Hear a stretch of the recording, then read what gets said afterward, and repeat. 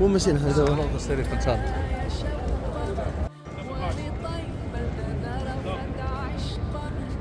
توا عبد الله نحن كيف خشينا للروضة الشريفة. باش المفروض ان الواجب على المعتمر شنو يقول لما يجي خاش؟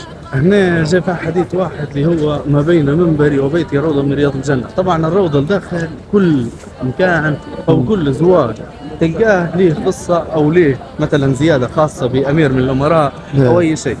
فتبغى نخشوا بنوضحوا الفروقات الداخل وبنوضحوا وين المنبر الشريف وين بيته الشريف اللي هو مدفون فيه النبي عليه الصلاة والسلام. تمام. بعد ما نصلوا الروضة في الروضة الشريفة نلا أن نتجه نسلم على النبي عليه الصلاة والسلام زي ما وضحنا للمعتمرين. من دي سنة جينا من تالي. يا طيبة جئتك صبا لرسول الله محبا بالروضة سكنت روحي وجواري. مودة صار معنا يد من هنا. معناها نحن توكي الصلاة هنا تجوز. هذه الصف الأول. هذا الصف الأول وهذا الصف الثاني.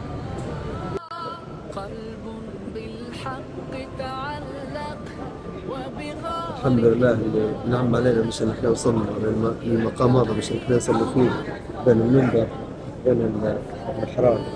إن شاء الله يا رب العالمين يعطيها لكل من نتمناها يا رب العالمين. اقرأ يا محمد السلام عليك يا تقصدني عن نقشات؟ ايوه كل عارضه مميزه بنقشه معينه زي ما شبحتها من قدام. كل حاجه تحكي عليها زياده من زيادات امير من امراء المؤمنين. هذا البيت العتيق يسموه فيه. هذا متاح اي وقت تقدر تصلي هنا في اي وقت. حبيبي يا نبي الله يا رسول الله